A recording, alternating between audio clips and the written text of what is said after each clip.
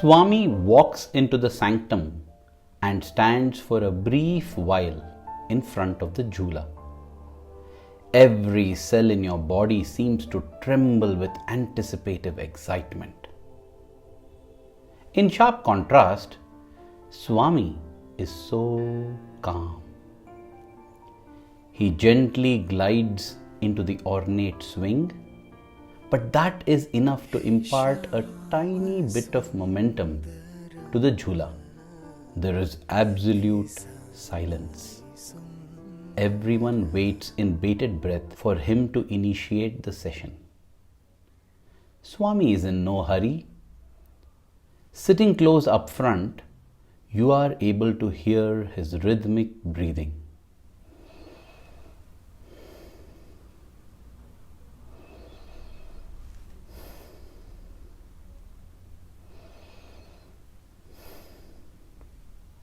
It is neither light nor forceful, but definitely tranquil.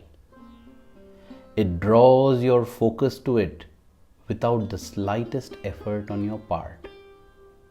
A serene joy erupts within you, and the effect is meditative.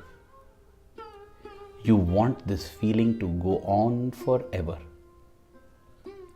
You are soaking in every bit of the atmosphere so that you can recreate it at will in the future. At that very moment, he looks you in the eyes.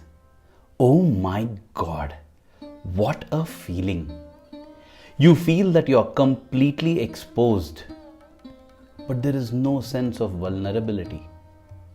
Instead, the most positive of feelings seem to be gushing out from your heart.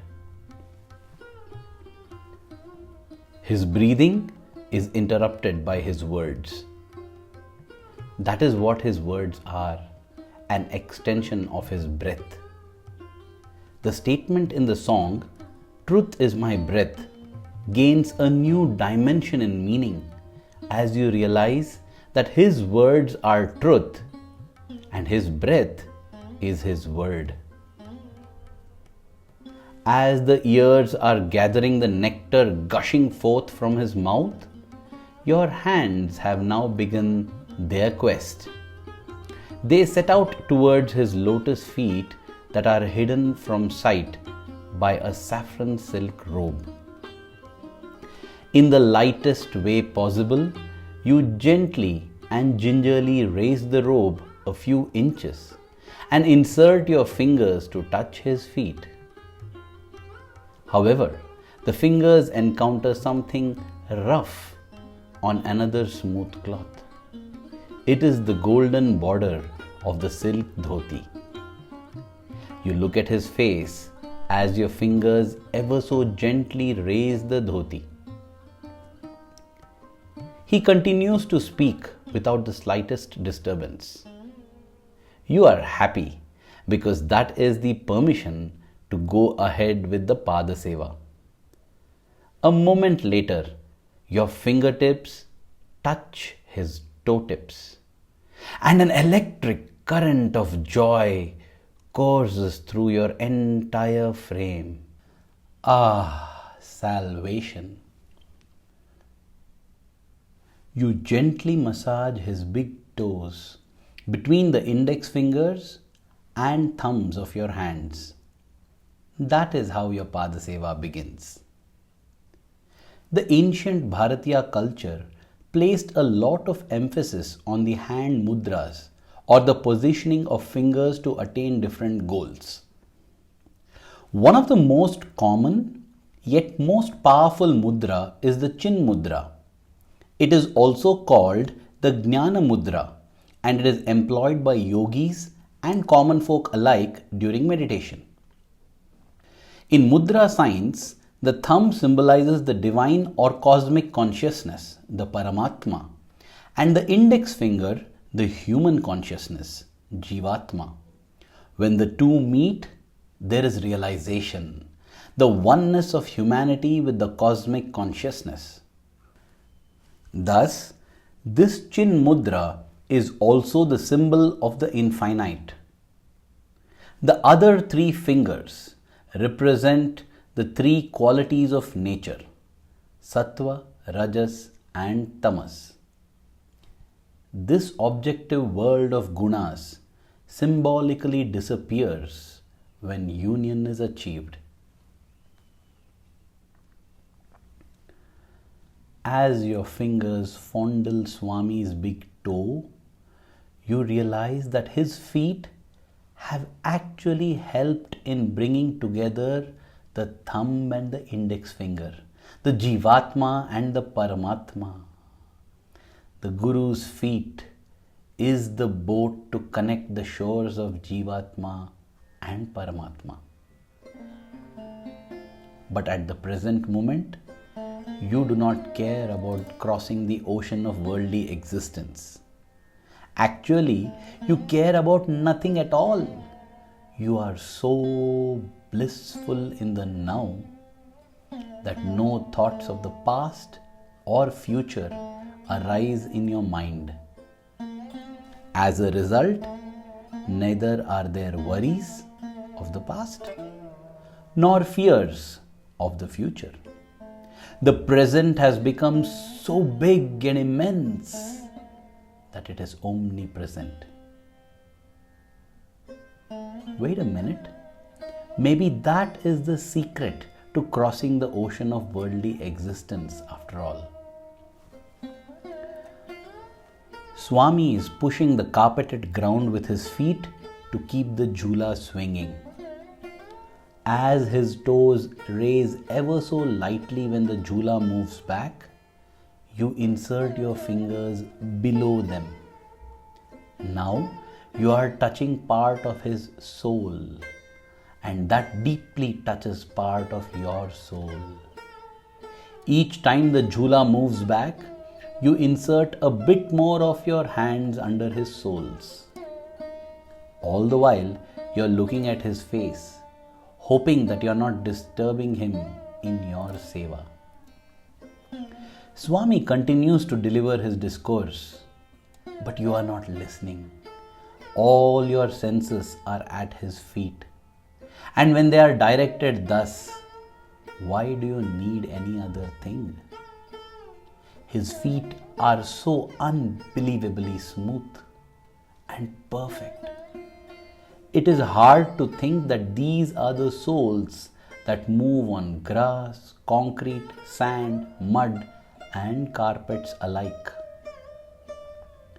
You begin to gently press and massage those lovely feet. They are in no need of any massage, but you are in need of the opportunity to do that Seva. Whatever the Lord does or gets done for himself is selfless to the core. It is only for the universal benefit. Presently, you begin using your whole palms and fingers to press his feet. In fact, you become a bit bold. Raising his feet completely off the ground, you take them closer to you and place them on your lap. Now he has to press against you every time he wants to push the swing, and you are the happiest person in the universe. Though you know that the time is flying, you don't want this to ever end. And that desire kicks the mind into the process for the first time. Your meditation is broken as you start thinking about ways in which you can treasure this opportunity and moment. Is there someone recording the whole thing on video? Has someone at least taken a photo of you engrossed in the Seva?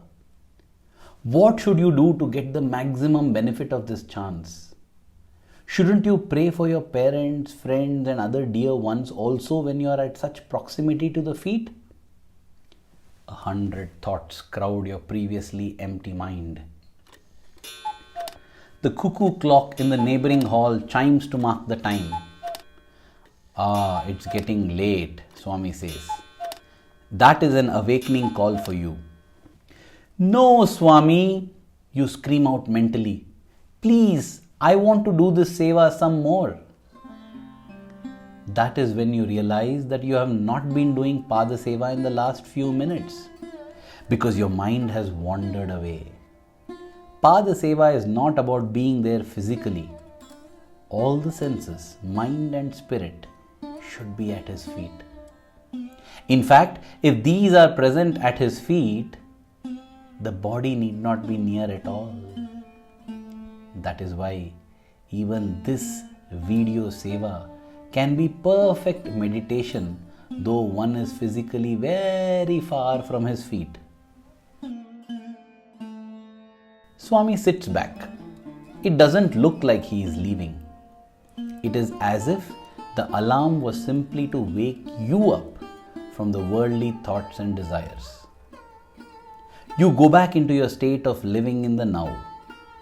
You continue to press those lovely feet. Only you have got more adventurous. Now you move up and begin to massage his calves. They are smooth and delicate without a single hair. You are scared that your powerful palms may hurt him. You try to massage him in the gentlest manner possible. He smiles as if he is tickled. Looking at you, he asks, "Didn't you have food today?" Everyone's focus is now on you, and you wonder why Swami asked you that. "Swami, I ate." "Then why are you not having any strength? Press harder." Swami then goes on to show how the calf muscles must be massaged. Holding out his hands, he grips an imaginary wet towel. He wrings it in opposite directions, clenching his fists. "Squeeze hard like this," he says. You smile within yourself. You don't want to crush those delicate legs with your energetic and power-filled muscles. So, you increase the pressure a bit, but do not wring his calf muscles the way he showed. In a few minutes, Swami looks at others and says, "This one did not eat properly today." The ego is hurt. You look into Swami's eyes and catch the merry twinkle in it. You decide to give him a taste of your strength. "Don't blame me for not warning you," you mentally message him and then get on to the task of the massage. You suddenly increase the force with which you are massaging, fully expecting him to wince in pain. But there is not the slightest reaction. You continue to use all the force you can muster and press those dainty feet and legs. Swami closes his eyes and seems to be in a blissful trance. As minutes pass, your hand muscles strain with the effort and beads of perspiration form on your brow. You realize that your Lord is soft and smooth, but is also extremely strong. In fact, being strong yet soft, powerful yet pleasing, are defining qualities of divinity. After a few more minutes, you reduce the pressure. Your hands are unable to sustain. Swami opens his eyes and smiles at you. He doesn't make fun now. He knows your capacity and is happy with your efforts. You are happy that he isn't asking you to press hard. You continue to gently massage the feet and go back into your meditation. Now, Swami slowly lifts his feet off your lap and places them back on the carpeted floor. That is the signal that the session will soon be ending. Your palms are still under his soles. As he continues to push the swing, you feel the pressure of his feet on your palms.